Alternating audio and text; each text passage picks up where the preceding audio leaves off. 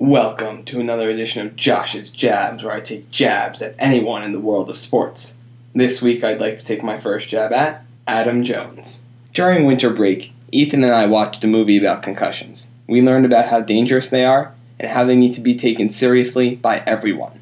Obviously, Adam Jones did not watch this movie.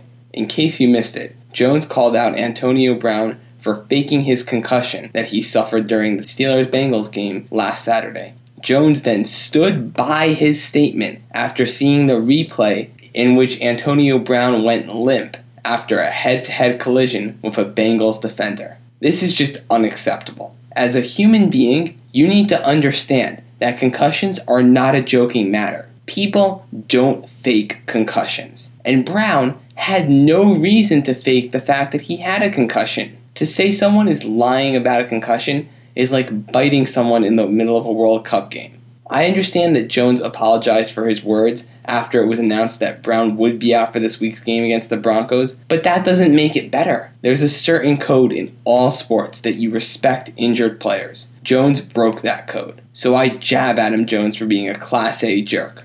This season, we saw the flaws of Chip Kelly. We saw that he is probably one of the smartest football minds in the country, but has one of the worst personalities in all of sports. He is the Sheldon Cooper of the football universe. Excellent when dealing with football, but terrible when dealing with people. So why a struggling organization like the 49ers is giving Kelly a second chance is beyond me. The Niners need a leader. Their quarterback played like a 7th round pick last season, and all of their impact players have left the organization in one way or another. The 49ers need a coach to take control of the situation and lead the organization back to the promised land, not a genius who can't relate to his players. So I jab the 49ers for their poor choice of a head coach. That's it for this week's edition of Josh's Jabs. Stay tuned next week for another edition, and if you have someone you want to jab at, be sure to contact us on our Facebook, Twitter, or Instagram page, or email me directly at josh@sportskilletradio.com.